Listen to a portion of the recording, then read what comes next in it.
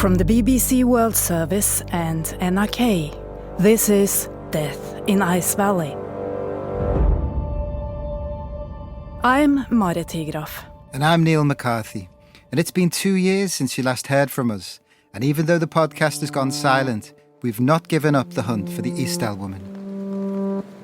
This episode's story starts with an American man on a holiday in Europe, which takes him to Norway. So I added Bergen on as a last stop, just because I love Bergen. And I just spent a few days in Bergen kind of hiking around and, enjoying the town. While I was there, I stopped into the Norwegian State Archive in Bergen. It's a beautiful building, that archive there. Lots of light, and the tables are down below, so you go in and you go down the stairs. I went in to ask them if I could take a closer look at some document or other. You put your stuff down in the little locker, before you go down into the reading room. And I walked into the top and I looked down and I thought, well, that woman at the table down there looks familiar. I was deeply into the work I was there for. You had a stack of documents that you were copying down. And I was very concentrated. I think that she was the only other person there. So after I got my document, I took a closer look and I noticed that it was you. And then I was getting up to leave and I thought, well, I should say something. It's a very unexpected occasion. And then came this person and said something, and I was disconcentrated, so I didn't pay too much attention. So I leaned over and said something to you. And then, you said, "Who are you?" Who are you? Yeah. Who is this talking to me? I didn't understand what you said. And so I briefly tried to explain. He handed me a slip of paper, and on that slip of paper was simply a name. Högerova. I think I had to mention the name Högerova so that you would understand, because I'm not sure whether you knew my name at that point. We had been sending encrypted messages to each other a lot discussing Högerova, but I didn't know your real name. I thought that was the quickest way to explain who I was, like how you would know me, It was amazing because suddenly this American source is standing in the State's Archive in Bergen.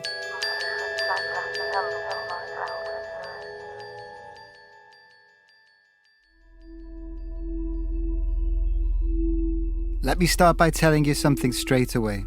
We're not about to reveal the identity of the Isdal woman in this episode, but we do have something for you that might get us closer to the world she inhabited. Who was this mystery man that I bumped into in the National Archives in Bergen? His name was Emil, and he was just like you right now, a listener. Over the past few years, you, the listeners, have been researching in archives, newspapers, and in family histories all over the world. And some of you have sent me details of women that have simply left me breathless. Some were easy to rule out. And some weren't so easy. So consider this episode not a final chapter, but a tribute to every one of you listener detectives.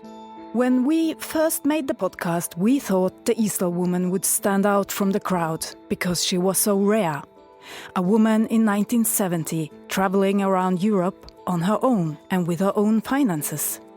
But what you're about to hear will test that theory. Today, we present the stories of two women. They may not be our woman, but what we'll tell you about their lives might be just as fascinating. Episode 12. Anna and Angelina. So let me tell you a bit more about who Emil is. A couple of years ago in the spring, I had left the office for the day and was heading home when I got a call. It was from my boss. We had been working together on the Isdal case. He said, "Marit, we've got a sensational message from a secretive source. I think you should turn around and come back to work." And when I got back to the office, he showed me an encrypted message that contained details of a woman, height, date of birth, physical description, and it nearly made my heart stop. Most excitingly, there were photos. I looked at the pictures and thought, well, This must be the Easter woman. But even after months of communication about this woman with my source, I still didn't know where the information was coming from. You know, the reason for the secrecy at the beginning is I didn't much want to be involved in the telling of the story. I was enjoying getting to hear the story being told, and I wanted to hear more of the story told to me. I didn't want to be doing the telling. So I sent you that very quietly, hoping that, okay, that they'll take this and run with it. The mystery of the Easter woman had even inspired Emil to take time out from his European holiday to walk in her footsteps. That was the reason behind our chance meeting in the Bergen State Archives. He was there because he'd become interested in a fraudster. You may remember there was a theory put forward by the police in Norway that the Isdal woman may have been part of a criminal gang making counterfeit checks. Emil was interested in a woman who, just like the Isdal woman, went by many names in the 1960s. Jeanette Nemecek, Jeanette Polanski-Caron, Francisca Alves Rodriguez, the Black Tulip, and also Anna Högerova, and that's what we'll be calling her. I was really fascinated by the story, and then I was really disappointed when it sort of stopped. And I wanted to know, what happened next. I wanted to know the rest of the story. So I went and started doing some reading that led back to some gangs that were similar in South America a few years before, actually in the early 60s. The check fraud gangs were very active there. The check fraud gangs, just to explain a little bit about that, these are sort of travelers' checks. How were the gangs operating? The bigger operations apparently ran printing presses. So if you follow these stories, the police are always searching for where is the gang's secret printing press now. If you've never heard of them, travelers' checks are a way of spending money in another country, a bit like carrying around cash. And they were very common back then. But they required a signature, and this could be faked. So think of it as the credit card fraud of its day.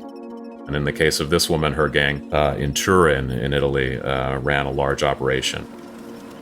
My understanding is the neighbors would complain about noises all night long, of machinery and things, and then people being on the phone at all hours to other continents and things.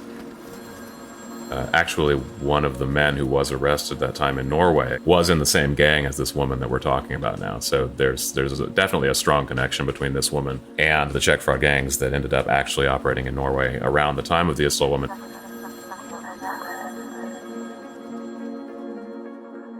So, the more I kept reading about this woman, the more interesting details there were, especially because I had already been thinking about your story. Yeah. I mean, when I read your summary, it really did give me goosebumps because so much seemed to sort of intersect with the life we imagined she'd had, or some of the things we've been able to prove. But it also took us in a completely different direction. It made us look in an area we hadn't really given much consideration to. The criminal side of things had been a sort of fleeting idea in the series. So this was really, really intriguing. Where did her name first come up? Yeah, I first saw her name appear in newspapers from Brazil. She had lived in Brazil for a while in the 60s. And then there was one headline that jumped out that I thought was really fascinating. Interpol takes daughter from strangler. Where Interpol was searching for a woman. Jeanette Polanski-Caron, better known in Brazil as Francisca Alves Rodriguez. She had been arrested in Italy in the mid-60s. When the arrest took place, she was getting out of a luxury Jaguar car. The way the story was told was just fascinating, so I sort of set it aside and thought, well, I should come back and look at this because it's just a really fascinating story. She presented a passport with the name Maria Lucia Suarez, the wife of a Brazilian millionaire. Would you tell us a little bit about the facts that you found that cross the paths of it with our woman? Yeah, I think the thing that stood out the most was the way that she moved and operated. Beautiful, enigmatic, and sophisticated. Very flashy. She's right out of James Bond, a beautiful woman who heads the world's deadliest counterfeit ring. And she would get into trouble with the police in different countries, but she moved around quite a bit. At her home, more than 30 passports of different nationalities were found. She spent a lot of time in Italy, and I remember that there was a mention of the Isdal woman being possibly dressed in an Italian style. Jeanette Nemecek arrived in Italy a few months ago and settled settled in Turin. She had a big fan club among the police who had arrested her, apparently. A raven-haired beauty of Czechoslovak origin. And they all talked quite a bit about how physically beautiful she was, but they also talked about how extremely intelligent she was. There were many stories about how she would run circles around the police in interrogations and things like that. Really? It's just amazing. Where did you see that? Was that in the newspapers? Yeah. It's hard to know how much of that is true and how much of it is embellished. They liked to tell a story. Maybe, and they might have played a little bit fast and loose with the facts. But yeah, everyone seems to have been very impressed by her. And, when I think about the Isdal woman, this is all very circumstantial. But I guess you could say she reminded me of how the Isdal woman seemed to have acted. Very self-confident, clearly had something she was doing, it seemed. There is another reason we became so fascinated with Anna Högerova's story. From what we know about the Isdal woman, it is highly likely that she spent time in Italy. A bag from a shoe shop in Rome was found in her belongings, and an expert told the police at the time that she appeared to be dressed in an Italian style. And the code note. She always seemed to return to a place with the letter R. It was the place she spent the most time. So could Rome have been her HQ? So to tell Anna's story, and maybe the Isdal woman's too, we need to go back to 1960s Italy and its capital, Rome. What kind of a place was it? This is John Foote, an expert in Italian history from Bristol University in England. You've got a booming country, and it's a place that's becoming very fashionable and trendy and exciting. You've got a great music scene, you've got all the newspapers and the magazines. You've got a massive film set, film stars, plus you've got gossip, and so it's a very exciting place in that period. And in fact, it's where people go on holiday, right? The film Roman Holiday with Audrey Hepburn. Everyone wants to go on a scooter and go around Rome and go to all those places. Rome definitely seemed the place to be in the 50s and 60s. Yeah, I would have loved to be in Rome in the 50s and 60s. Anna Högerova was written about a lot at the time in Italy. So to really understand her, we needed the help of an Italian speaker, journalist Francesca Marchesi. Francesca, thank you very much for joining us. From Sicily? Yes, from Catania on the slopes of Mount Etna. Newspaper articles paint a picture of an attractive woman zooming around the streets in her car, a silver Jaguar. We are in 1965, 5 years after La Dolce Vita by Fellini, and lots of the reporting as well of that time had that sort of charming images of Rome and the Via Veneto aperitivos, full of foreigners with lots of money, and a lady in a silver Jaguar must have been an absolutely charming situation. What's your impression of Anna Högerova through the media of the day? The picture that emerged from the article is of a lady of incredible charm and who has a self-control of her emotions as well. A person that wears only Gucci and Prada and Chanel. A person who describes all the bottles found in her bedroom as perfume Chanel No. 5. It is mentioned that she was never a part of her 3 Siamese cats. So it was a really enigmatic woman, both for journalists who reported about her story, but also for the police officers that had to deal with her. So you say you get the impression from these articles that this woman was very charming, and she was even charming the police officers that arrested her. How do you see that? Well, in the articles by Il Tempo, written by a woman, the journalist writes about the reported beauty of her legs, and in particular the entire body that was very elegant. The article says that when she was questioned, she was so able to hide her emotion that she would be able to speak to an army of Perry Masons. Perry Mason is a famous TV lawyer, in case you didn't know. We know that she used different names, fake identities. Which identities does these articles mention? 11 names. Anna is the main one, and then Jeanette, and then another name. One of the most hilarious part, in a way, one of her nickname was Anita Garibaldi, that for an Italian listener is of course, really, really famous. It sounds a little bit fake, but we know that in Italy sometimes there is somebody called Giuseppe Garibaldi anyway, so why not Anita Garibaldi? Another of her nicknames that we came across is the Black Tulip. Was that ever referenced? Yes, but in Italy she's called the Beautiful Adventuress with the 16 names, La Bella Avventuriera, the Beautiful Adventurer, and the Woman Thief who was born 12 times. And another one, La Bella degli Assegni, the Charming Woman of the Checks.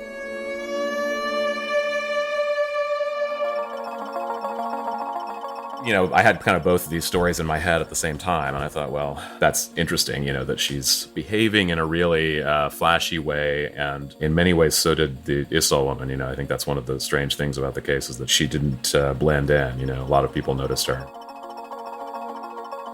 At what stage did you actually start to believe this might be the Isdahl woman? That's a good question. You know, it's a feeling that came very slowly. You know, the more I kept reading about this woman, the more interesting details there were. You know, her age would have put her around 30-something at the time of 1970. She was born in Prague, but moved westward toward the end of the war through Germany. And there were just a lot of clues where things about her life reminded me quite a bit of your story.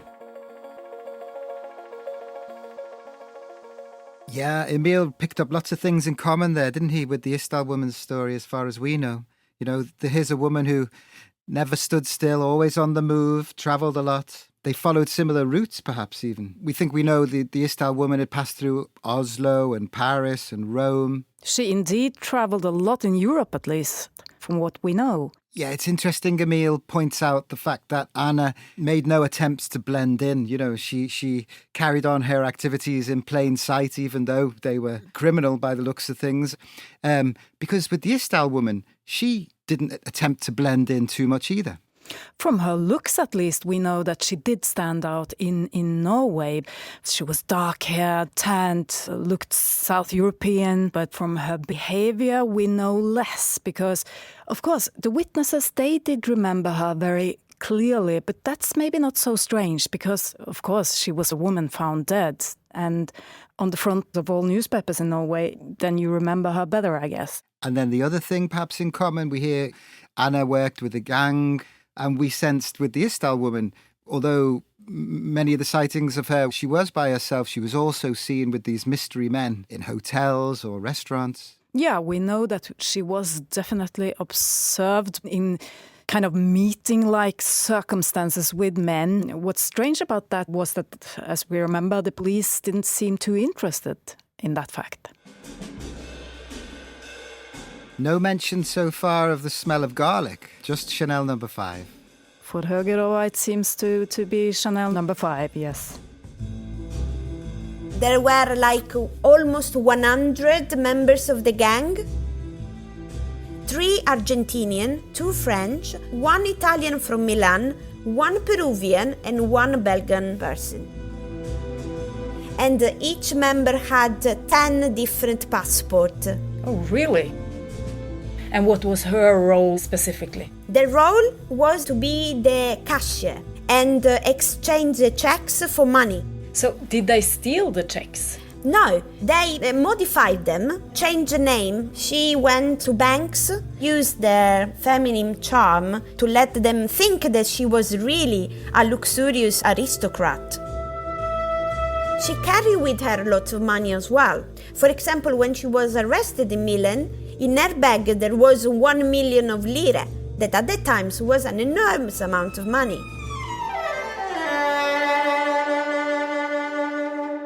That's at least over $10,000 in today's money. But before we get caught up in the glamour of this exciting world, for every crime there is a victim.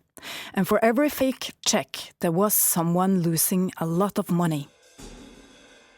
But as we're about to hear, Anna didn't get away with what she did.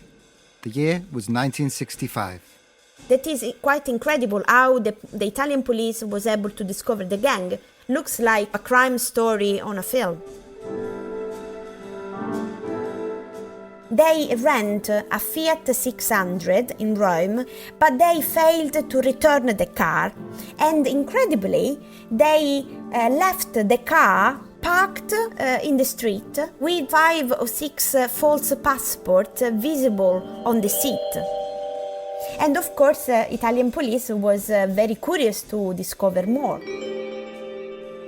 That car led them to the gang's HQ on the 9th floor of an apartment building on the same street, and to more evidence of the size of the gang's operation.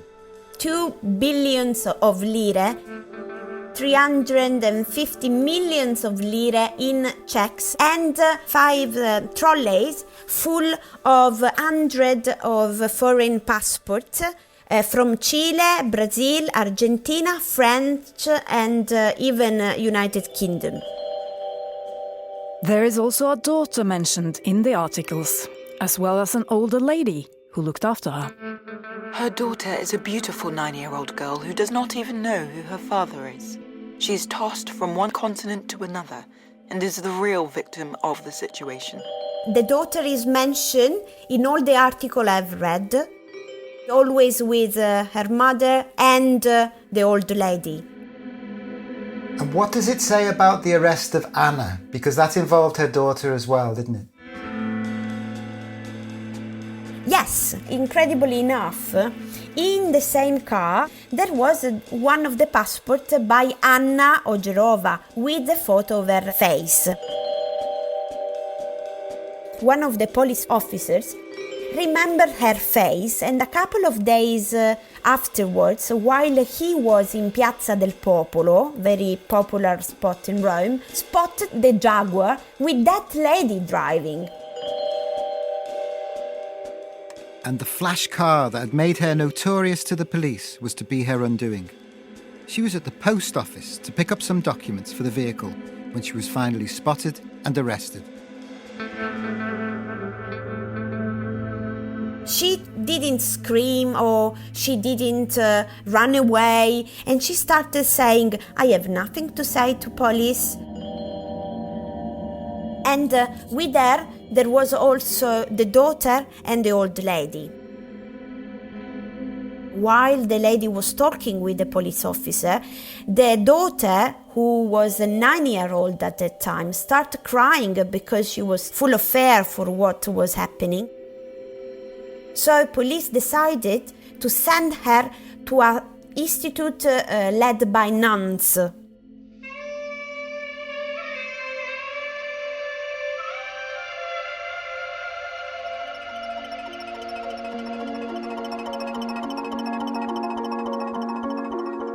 The trail sort of disappeared around 1970, and there was a news article from a couple of years after that where a close relative had described her as missing. She's worried about her daughter, who has disappeared without a trace. There were so many things that were so reminiscent of the Istal woman's story. There are also similarities in the way that she was behaving toward the point where you lose sight of her in the news, which is around 1969. She was arrested in Switzerland, and she was staying in different hotels, carrying around wigs and makeup, which the police believed were meant to be disguises. With the Istal woman, she has distinctive teeth, and so one of the things that you look for is pictures of someone's teeth to know if they are a possible match. And we spent some time looking for those pictures, and there's not always great pictures in the newspaper that show people smiling with their teeth visible. Yeah, so we have a number of photographs of Anna Hegorova taken from various sources in front of us now, and she looks every inch the film star in all of them. You know, very beautiful, very sort of statuesque, and Sophia Loren, the actress, comes to mind. The hair, the high cheekbones. But in reference to Emil's point about the teeth, there is one with her lips parted, and you can see a gap between the teeth. And we always thought the Istal woman, witnesses often said that she had a gap between her teeth. Didn't they, Marit? Oh, yes, she definitely had a gap between her teeth. And this photo showing the mouth of Anna Hegorova was actually the first one I saw when I came back to work that day, you remember? And I saw this one and I thought, my God, this is the sister of Sophia Loren, and it is definitely our woman, you know? Mm-hmm. You also, when you describe her, it's worth mentioning, very dark, very beautiful, very sophisticated, and with this typical makeup for the end of the 60s, 1970, the distinct line on the eyelid. It's great to see. But then, next to them is another document which shows a quite different Anna Hugorova. On the Interpol report, which we have in front of us, the photo taken at the police station, I guess, when she was arrested, of a very somber-looking woman, none of the smiles or the glamour. Can you tell us a bit about that? Yes, it's obviously photos taken by an earlier arrest, because we know that this wasn't the first time Anna Hugorova was arrested. She was arrested several times in different countries. There are photos and there are fingerprints. So fingerprints, that presumably was pretty useful for our friends in Kripos? Yes, and on that stage we were extremely excited because the police did take the fingerprints of the Easter woman back in 1970. So we went to Kripos to ask, could you please do a comparison? Unfortunately, the quality of the fingerprint set of the Easter woman weren't good enough. So they weren't able to match those fingerprints with the ones from Anna Hugorova. But then there were a fingerprint of the Easter woman on a pair of sunglasses found in her suitcases back then. And that fingerprint is very good. And they were able to compare it with Anna Hugorova. And what happened then? Did they rule her out or rule her in? They came back with a negative answer. They said, this is not the same woman. But we weren't too sure about that. We felt the need to know more about Anna Hugorova and her life after 1970. Because remember, Emil lost track of her after 1969. So we wanted to research more to be sure. I was looking for things that might definitively rule her out from being connected with Isdal woman, and my hope was to find some way that I could, myself say, well, this is definitely no connection. There must be some sighting of her, after that. She can't be in the news constantly throughout the 60s, and then suddenly there's just nothing after 1970.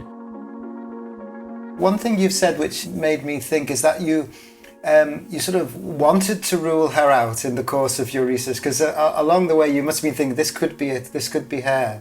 Do you want to rule her out because this person that you were getting to know, you didn't want her to have had the tragic end that the Isdal woman had? Yeah, well, there's certainly plenty of tragedy in Anna Hugorova's story without being the Isdal woman also.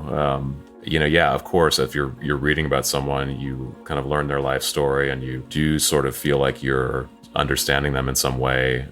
That's certainly it's not how you hope that the story ends.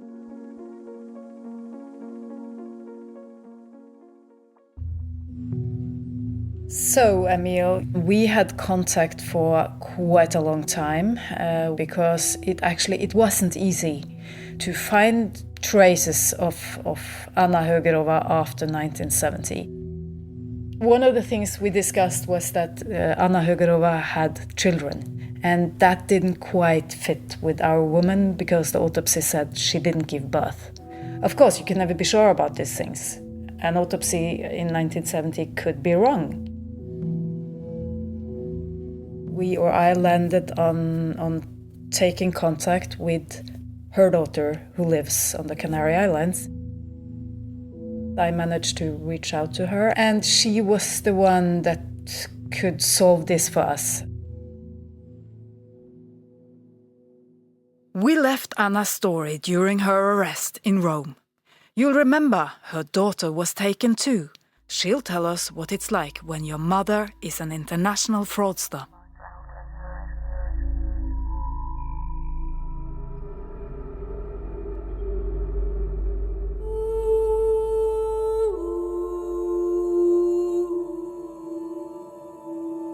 Anna Hugorova, born in Prague in 1937, died on the Canary Islands in 1996, and that's where she's buried.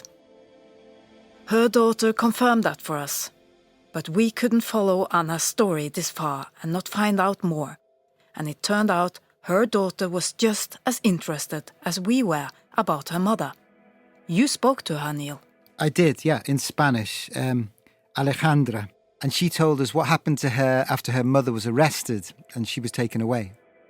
¿Cuáles son las primeras memorias que tiene usted de su madre? Yo no sabía nada. Yo era una niña muy pequeña. She was a young child and she didn't really know much about what her mother was getting up to, what her mother's activities were, but she knew something was going on. She'd see her mother sort of getting all dressed up. She wore something similar to a suit she described, a jacket. She looked very elegant. Color rosa, iba muy elegante. And she'd go out with her. But then this one day, she went out to a place, to a building. I remember it being cold and grey. Muy frío, muy gris. Someone said something, I think it was a judge. Then all of a sudden, my mother fainted. Mi madre se desmayó. She could be a bit dramatic. Mi madre era un poco teatral. Suddenly, a man and a woman held my hands and took me off to the hospital. Un hospital. And after that, you know, her mother was put into prison and Alejandra was taken off to an orphanage for a long time. And how did she describe the time in the orphanage? Well, she was just really astonished by how much misery she found there. You know, they fed her very poorly, she lost a lot of weight, and she hadn't even been long in Italy before this all happened. So I guess quite a kind of traumatic time. Yo era extranjera. I was an outsider from another country. They weren't nice to me. I couldn't wrap my head around how poorly they fed us. Dieron de comer tan mal. I lost a lot of weight, and when I got out of there, I was taller, but as thin as an asparagus. Pero flaca como un espárrago. Her earliest memories of her mother went from when she was 3 years old, and they were still living in Brazil. She was living with her great-grandmother at the time, and her mother would just come and go very occasionally. And when I asked her how she remembered her, she said very distant. She was a very distant person. Una persona muy lejana. And it wasn't until she came to Italy with her great-grandmother, they came by boat, that she started to spend more time with her mother. I mean, she was a young child. She lived, it was all a bit of a Mary Poppins adventure for her. Pues la verdad que vi la película Mary Poppins. Back then in Italy, you might think it's daft, but what I remember most is going to the cinema to see Mary Poppins. Yo todo mi mundo. It changed the way I viewed the world. It was very impressive to go to the cinema. But my mother, I didn't see her much. Mi madre seguía haciendo lo mismo. From what you're telling, what she remembers of her mother is that she was absent. She was absent, and I think Alejandra was just picking up clues here and there or piecing things together. For instance, I mean, she said, you know, when she was a young girl, she wasn't stupid, but it was later on she started to find things out. For example, she saw a postcard and had been sent from a prison in Rome. Cárcere de Revivia. But she still didn't know much about why they had imprisoned her. And she didn't find out that really until Emil got in touch. I said to him, I don't understand much Italian. Italiano. Could you sum up the whole story for me? Me lo resumía. And he did, but he said, Yo creo que todo es mentira. I'm sure it's all lies. I'm guessing he said this just to protect my feelings. Bien, nunca se sabe, ¿me comprende? Sí. And Neil, did you feel that she had an insight into her mother's way of living? I mean, why did she commit these crimes? She talked about how her mother and her grandmother lost everything during the war. They had a good lifestyle in Prague, they were middle class, they were well connected, and they lost everything when the Russians invaded. So she said, you know, 3 women, so it must have been the mother, the grandmother, the great-grandmother, 3 women. And she was saying, you know, many women and men probably went through similar situations, but women more than men, and that you've got to take into account that women had it more difficult. It was harder for them to work than it was for men. They didn't want to give up their social status. So she started to manipulate, you see.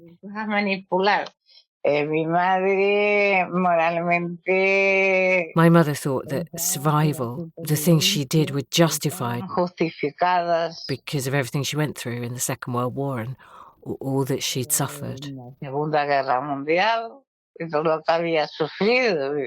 I think her mother also had a hard time after the war. She was in an orphanage as well in France and had a bad time. I think she was badly injured. She had problems with her legs. Entonces, en Francia, como muchos sitios. In France, when it snows, they turn the parks into places where you can use your snow sleighs. Vayan en trineo. She must have been 9 or 10. 10 años. She was riding her sleigh and some kids came to make fun of her. They crashed into her and they dislocated her legs. So my grandmother sent her to a school run by nuns. She stayed there for 2 years, tied to a plank, unable to even move. La tuvieron atada en una especie de madera durante 2 años. Even though my mother was a monster, she was a victim. Una víctima. My grandmother, her mum, didn't visit her there once. But after all that, her limping wasn't so noticeable. She still walked a bit funny. She could walk everywhere with an umbrella, as a walking stick. Maybe that's why I like Mary Poppins so much. ¿Me comprende usted ahora, de Mary Poppins? Anyway, she had a complicated life. Vamos, que tuvo una vida bastante complicada. Cierto. The truth is, it doesn't surprise me she became the person she did. Y era una persona como la que se convirtió. She talked about how they had to flee, basically, to South America and start from scratch. When they were in South America, I think they were dealing in stolen art. Alejandra also talks about her grandmother also being in prison. Did you find out more about that in your research? We certainly did. She has a very famous grandmother. Her name was Eva Maria Mariotti, and she was also a woman known as beautiful, mysterious, and as owner of several passports with sophisticated names, accused of murder and going through 3 trials, spending 4 years in prison before a sensational acquittal in 1965. So that's the grandmother. So it's a very complicated family. And I think Alejandra was never even sure what the grandmother's real name was, or even what her mother's real name was. It's all very, very confusing. And she did talk about how she thought her mother maybe had a sort of personality disorder, not schizophrenia or anything like that, but a sort of multiple personalities that she could slip in and out of. A veces, ¿sabes lo que pienso? I've been thinking maybe she had more than one personality. Personalidad. 1 minute she seemed to be sentimental, Sentimental. good-hearted. Súper buena. The next, she was the biggest witch in the world. Bruja más grande del mundo. So sweet in certain moments, then capable of doing terrible things. Maybe she was just a very good actress. That could be it too. Ser una buena actriz puede ser. She told me that, her mother wanted to go to the Canary Islands to disappear from the world. She said that numerous times. So I think one by one, the granddaughter, Anna, the grandmother, they all moved to the Canary Islands where, indeed, to all intents and purposes, they did disappear. It's not that she actually disappeared. She disappeared for the rest of the world. Mundo, comprende? Sí. So, Neil, what did Alejandra feel about our approach, asking if her mother could be the Easter woman? Obviously, the first thing she told us was that her mother died in 1996. So we know for sure that it couldn't have been. But she did have the feeling that they could have been almost in the same room at times. There was a lot in common in their lives. It's possible my mother and that woman you're investigating were connected. Exacto, puede ser. Are there similarities? Yes. But my mother, she was still alive in 1996. No puede ser. No, porque mi madre estaba viva hasta el 96.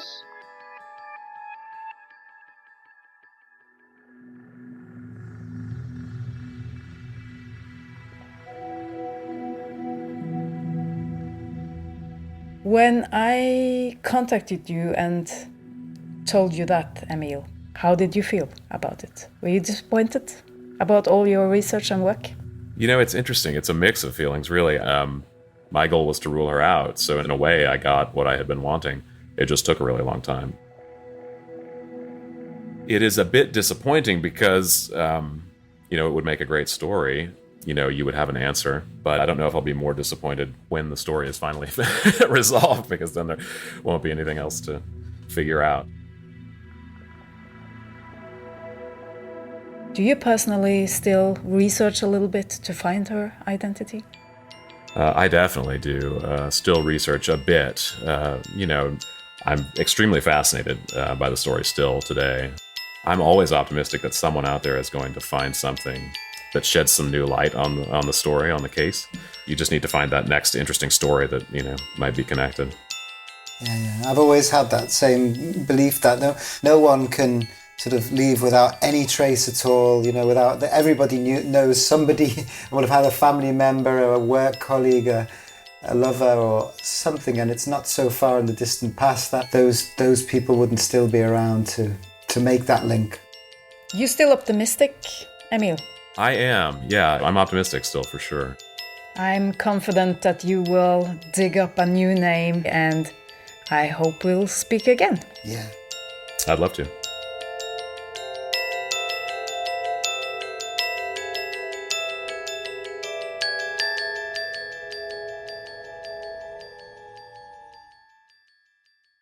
So Emil helping us on our way there. And he's not alone, is he, Merit? There are many other listeners who have been getting in touch with the podcast, suggesting other women who could have been the Isdal woman. Yeah, I could mention a couple of examples of very interesting women where I, for a shorter period of time, thought we could be onto something here. One of them was a Frenchman who was convinced he was having a fling with the Isdal woman back in 1970. He read about our project in a local or regional French newspaper.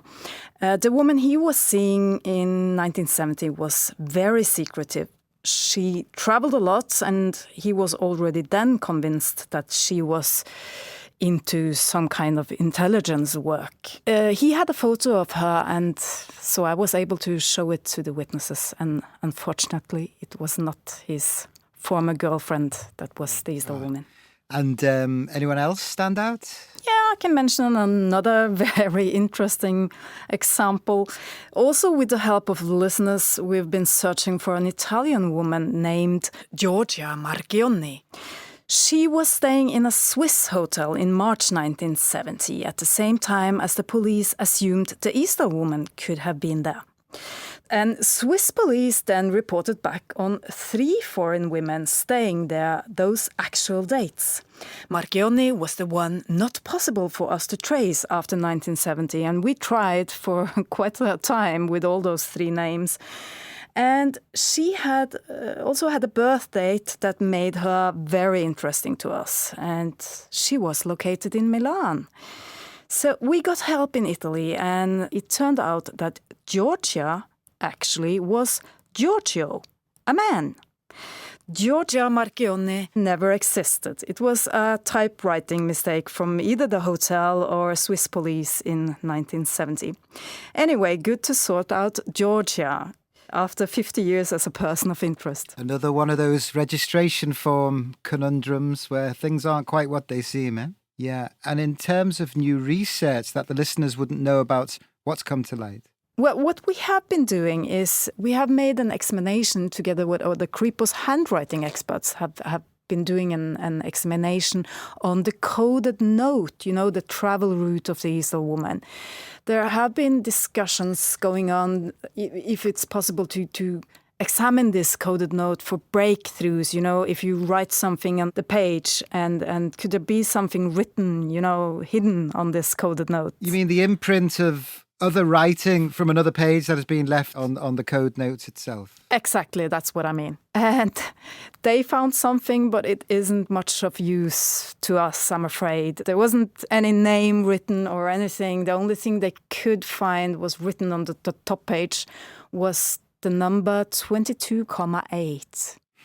Doesn't tell much. Well, whatever she wrote in that code note, it wasn't to be easily cracked. Definitely wasn't. But let's now turn to the second woman of our story, also brought to us by a listener.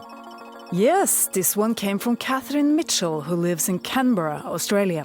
I can go through stages where I'm doing lots of research online, and then other times it's waiting on documents. And then once those documents come through, they're quite often in foreign languages, and I translate all of them. And that included the Ukrainian Secret Service, and they come back as scans, so you can't even just do a copy and paste and put it in Google Translate. You have to sit there with letters that don't look like our ABC, pick one letter out at a time and recreate the letter and then stick it in Google Translate. Quite time consuming. Catherine was a member of the Death in Ice Valley Facebook group, and she was following a theory that maybe the Easter woman came from Ukraine. I was just following the Facebook group and watching comments coming up, and I started looking at some of the facts that were available, and some of the things were quite interesting. You know, her fur hat, for instance, the Cossack-style Russian hat, which is very popular with Russians and Ukrainians. Her gold teeth, which are also very popular in Russian culture. Her breakfast that she liked to have was an Eastern European style breakfast of porridge and coffee. So all these little facts were interesting to me. And you start to wonder, well, what type of person would that be? I was very interested in the Ukrainian community, and two of the locations that were very prominent in the Isdal Woman's registration hotel cards were in Belgium, and they are locations where Ukrainian communities settled. So in Liège, there's a Ukrainian school, and it was also the location in Belgium for a Ukrainian workers' organisation. That's really interesting to sort of home in on a community. And when did an individual start to suggest herself? There were a number of women that went across to Belgium after World War II. And one lady was quite interesting to me by the name of Angelina Celeste.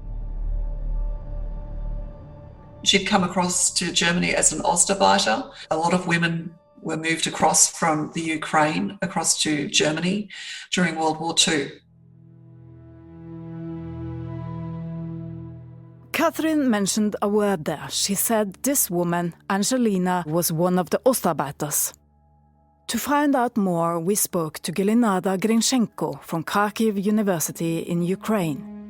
So they were called Ostarbeiters because in translation that means that they were workers from the East.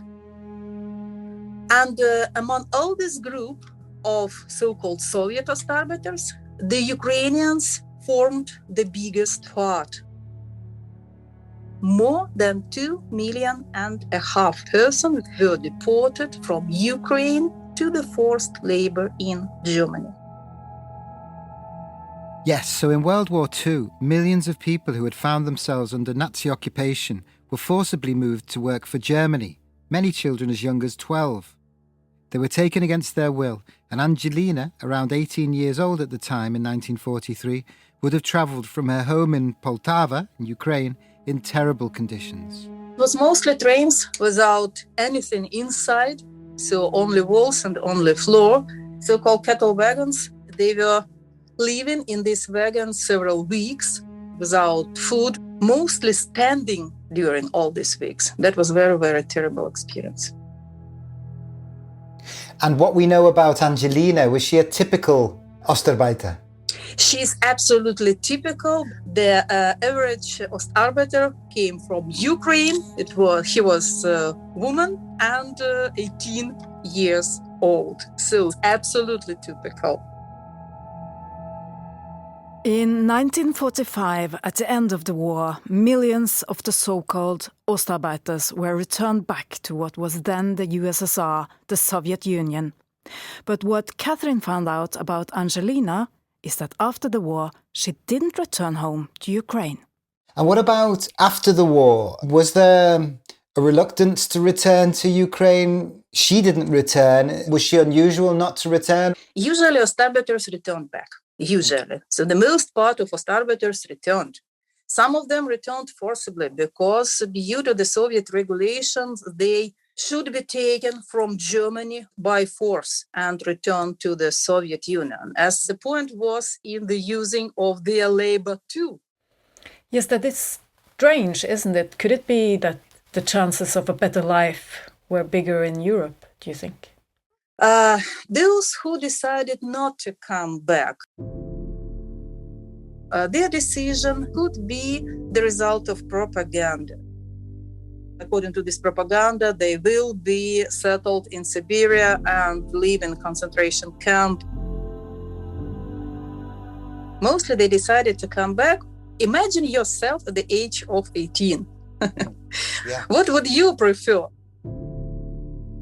To come back to your mother and father, or to find, I don't know what, in the foreign lands? So Angelina didn't decide to go back to Ukraine. At the end of the war, she made it out of Germany under a false name. She ended up getting arrested and went through the courts in Belgium. So we have here a court statement from Belgium, Neil. It's a testimony of sort of her declaration. I was forced to leave my country in 1942 to go to Germany. I worked first in East Prussia and then in Pomerania until 1945 when the Russian troops arrived. She also says that she was raped by a Russian officer, that she had to flee to the American zone. But she talks about herself and other Latvian girls. And she talks about herself as a Latvian. Now, we know she wasn't a Latvian. So already we sort of question the integrity of this document or of this testimony. It seems like she's lying in it. Yeah, it seems that she maybe had to lie to get herself out of the situation. Yeah. Because even in her declaration, she says, I expressly assure you that if I made a false declaration about my nationality, which she still is within this declaration, it was only because I was afraid of being returned to Latvia, where she wasn't from, which I do not want, because I had been told that all persons of Russian and Latvian nationality would be sent back to their country of origin. And she didn't want that at all. So she's also sort of shape-shifting, creating new identities. There's an air of mystery about her story as well. So it very much aligns with what we know about the Istal woman. Yeah, and when we look at these papers from Angelina, it seems she was surrounded in a way by enemies everywhere.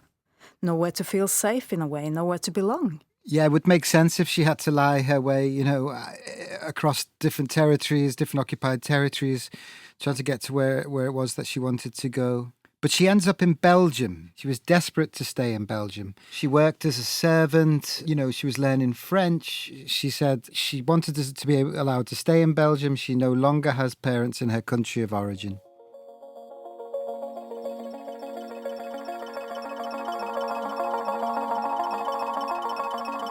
So this woman was interesting to me because she was someone already sort of lying about who she was and what she was doing. Probably to protect herself, she didn't want to obviously go back to Ukraine. She then continued to live in Belgium for a few years, and she went on to work for the Canadian consulate in Brussels, where she was caught going through records in the consulate, and she came to the attention of authorities again. And she was a member of a communist party, and so the authorities searched her room looking for evidence that she was transferring information back to Russians. They didn't find anything in her room, but they did find some money stashed, which similar to the Isdal woman having money stashed in her bag as well. And where did you find the record? I mean, the records during wartime are notoriously difficult to put together if they exist at all. So where were you finding this detail of this woman, who she was and her movements? Yeah, some of this detail came from CIA records. She came to the attention of authorities later on in her life. She applied to work with the CIA. So from there, I became quite interested in the CIA programs at the time.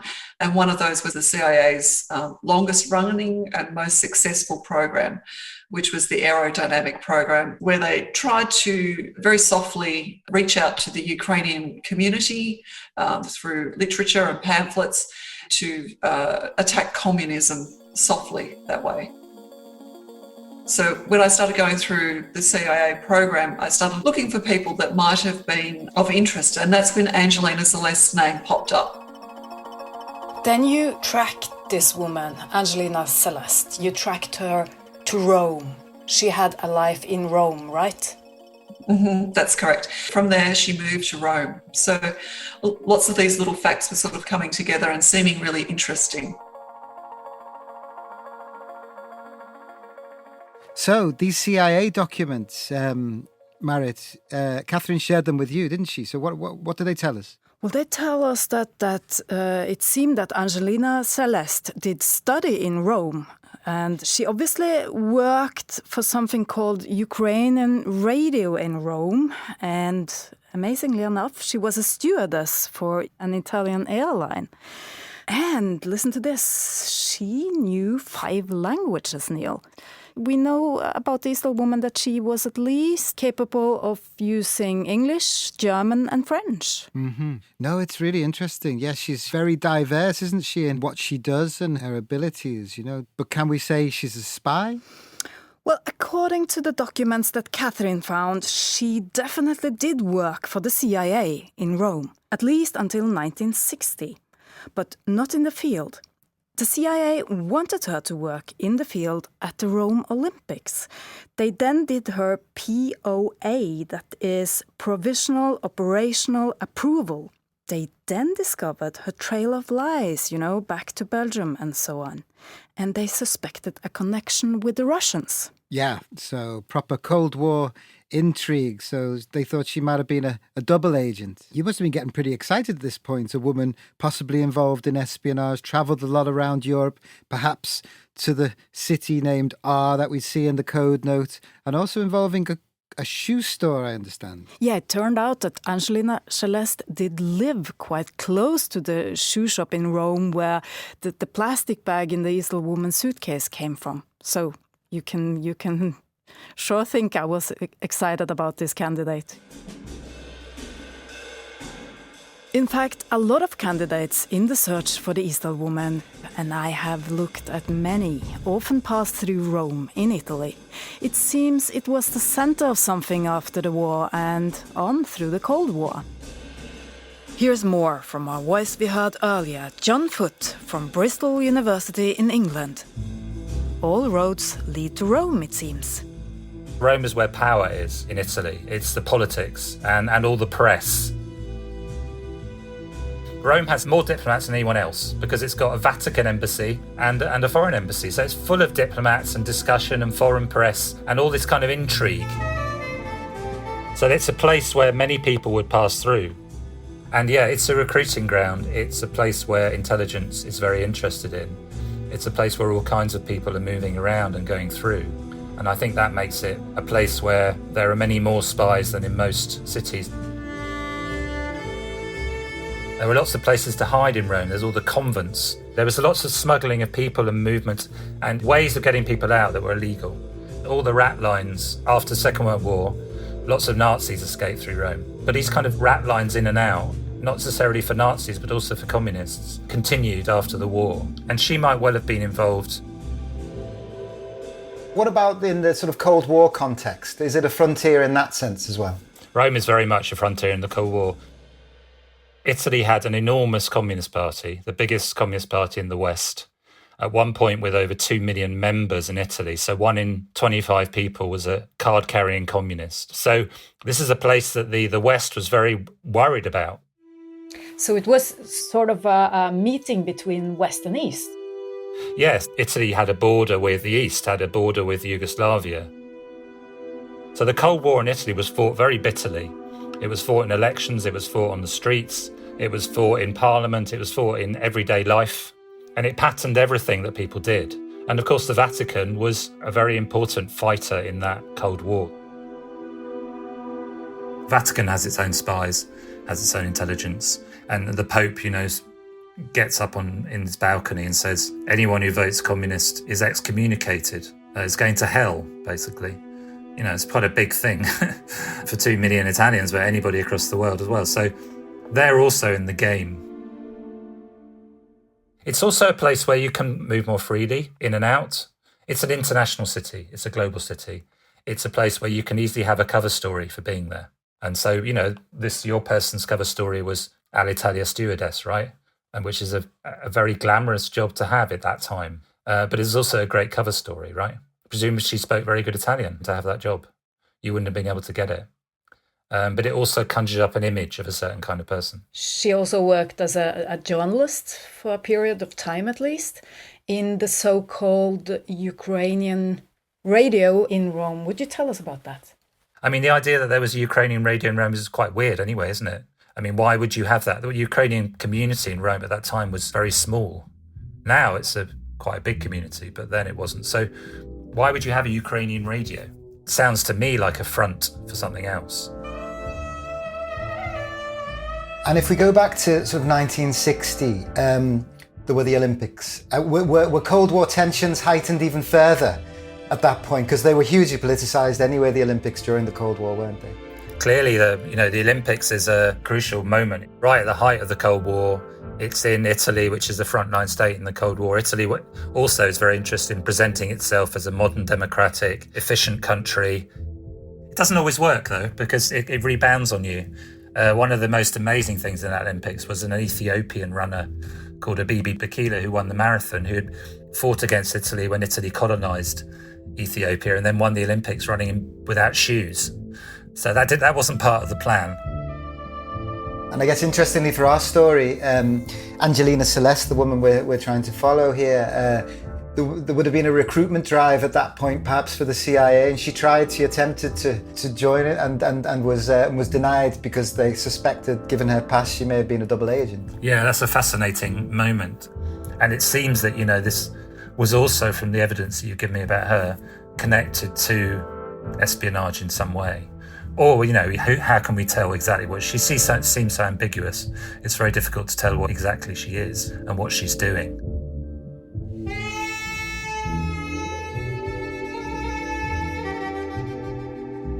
The more documents that Catherine uncovered, the more questions we needed answered. Luckily, we were working with the right person. Catherine already had a background in doing this kind of thing. She had successfully tracked down her husband's family that he never knew. And since then, it had become a kind of hobby for her to search for people's ancestors and relatives. Oh, I was excited. I was, very excited that potentially it could be her. But also, you always bear in mind that it can always change. You never know until you know. I learned, I guess, with DNA and with biological families is that sometimes I would get overexcited very early on. And you get very excited and you could blurt out to someone that you thought it was, your biological family might be XYZ. And then you'd realise that, what you're saying is quite damaging potentially to someone. Until you have that final word, that final confirmation, you're never 100% certain. Yeah, but it must have been quite exciting at moments, especially when her story intersects with what we already knew, especially things like the shoe store. I mean, that's quite a coincidence. What other things did you uncover that matched the Estelle woman's story? One of the really good clues too was that in the CIA papers, they listed a range of aliases and false names that Angelina Celeste had used. And one of them was Elizabeth, which was the last name used by the Estelle woman. The other thing was that in the letters that she had written, she was literate in French and German, more fluent in French, but did speak German. And, it backed up the Estelle woman as well, that her German was a little bit clunky and she was much more fluent in French. And at a certain point, you start thinking, could this be the Estelle woman? Or when was that? I think when I received the records from the Belgium archives, I was really interested then, especially when I saw her handwriting. Her handwriting was interesting. When I could see side by side and see similarities between her handwriting and the Estelle woman's handwriting, then I started to think maybe she could be the one. And then I handed it over to you so that you could pass it on for people to assess. So, Marit, the handwriting's been very useful to us in the past when we looked at the Estelle woman's handwriting and her script, and a specialist in Kripos was able to tell us that it came from a certain kind of copybook writing in Europe, French probably. How useful was the handwriting this time, in Angelina's case? Well, I took the letters that Angelina wrote to a handwriting expert at Kripos to have a look. And in a preliminary examination of the existing material, the answer back was positive. They have a scale from +3 to -3, where +1 means it might be the same person's handwriting. +1, they said.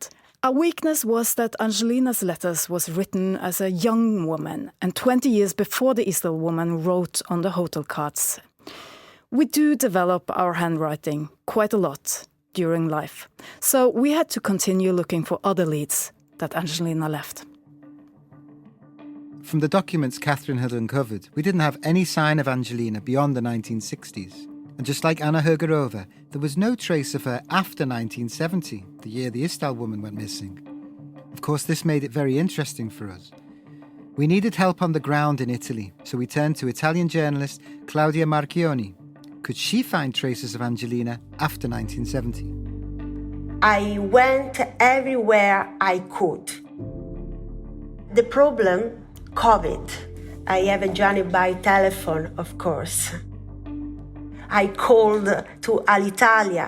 I called to secret services, to the police. I called the taxis office. I asked Ukrainian churches in Rome. Everybody, I suppose, can give me any information. The traces I found about Angelina are very strange because she lives in the documents, but it's very strange that in Rome she's a ghost. But then you, after a long time of research, you ended up finding that Angelina Celeste actually left Italy and went to Germany. Yes, allora, I called a lot of people, and then arrived in Italy the news that she isn't our woman. She went to Germany in 1990. She lived in some little village in the mountain of Germany.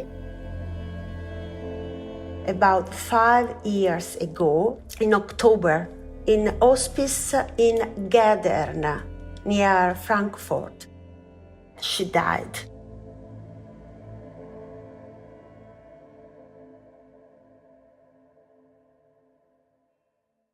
Claudia, in all your investigations, were you able to find any family members at all or any trace of them?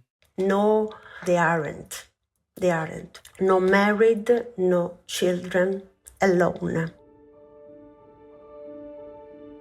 And all the time, Claudia, the more you investigated, the more you tried to fill in the gaps of her life.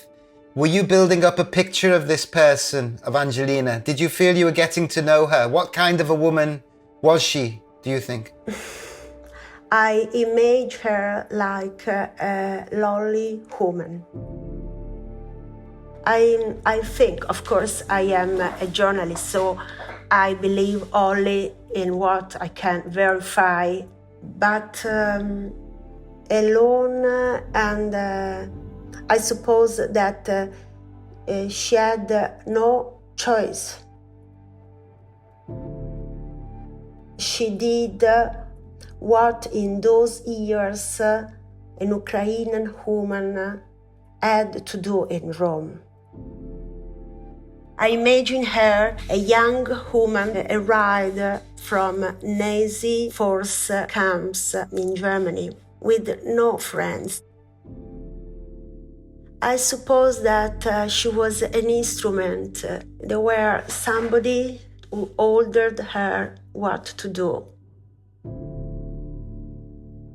In those years, you had two choices, the East or the West. She lived non her life. She didn't live her own life? I think so. An hard life.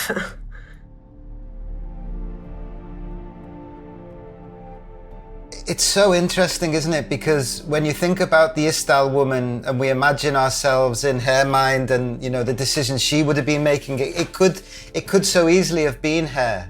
You know, a woman alone, traveling around these countries, pulled by different forces, east or west, and we're still determining, and it almost feels like Angelina, it could so easily have been her.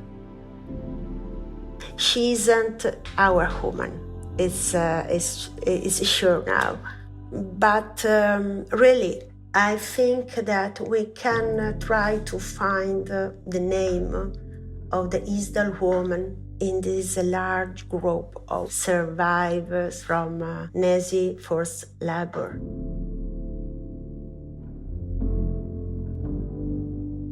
So what do you reckon, Marit? I mean, does the Ostarbeiter theory hold up for the Isdal woman as well, do you think?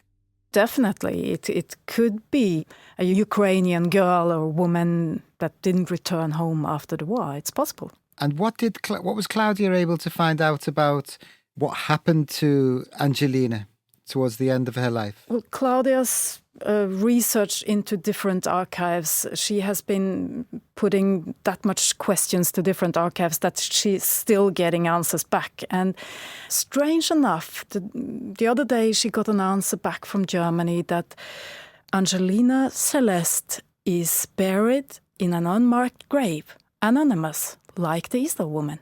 The strangest of coincidences, isn't it? And both of them in unmarked graves. Talk about the things they have in common in life and in death.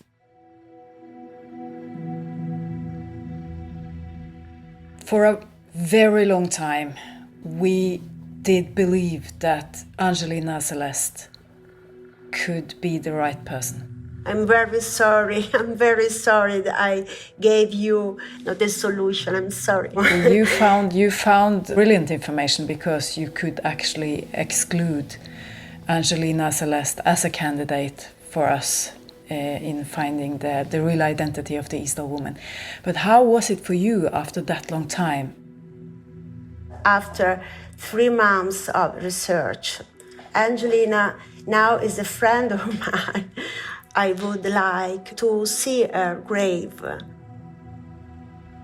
I imagine her the day in which she died in hospice in Germany.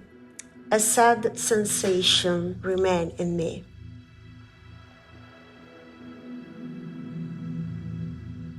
She was a very private woman, and that came to be proven with the journalist's research in Italy, where she could barely find a trace of Angelina in the Italian records. But a private person, but also very strong, I think, as a young woman to travel across Germany under a false name to start a new life. You have to be a certain caliber of person to be able to do that.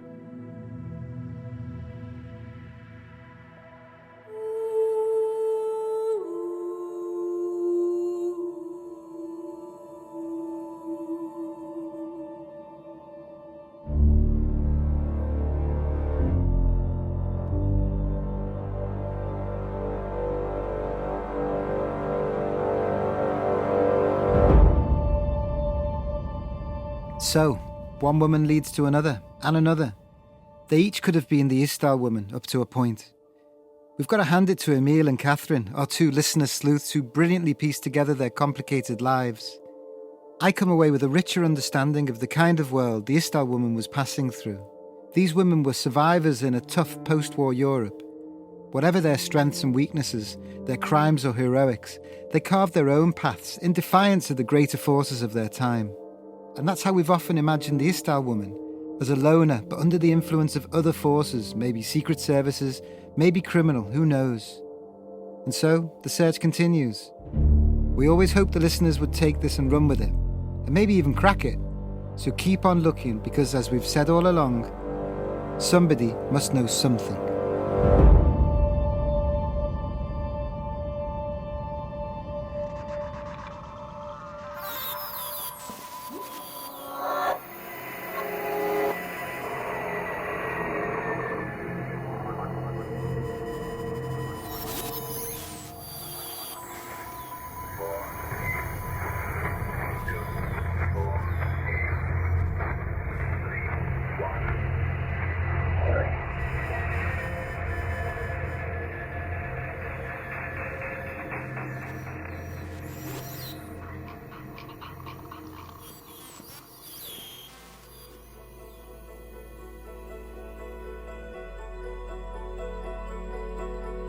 Death in Ice Valley is an original podcast series from the BBC World Service and NRK. It's presented by me, Neil McCarthy, and Marit Higrath, whose research was integral to this episode.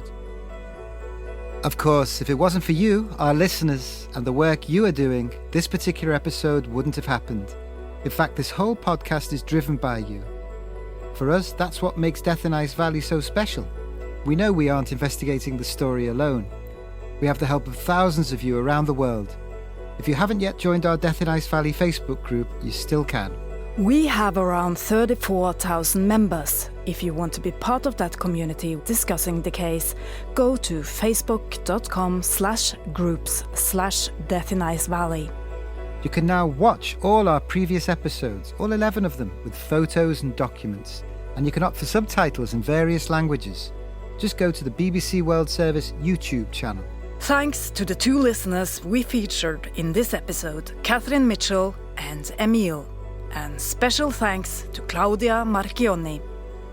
You heard the voices of Jane Slavin, Marilyn Nadebe and Joshua Riley.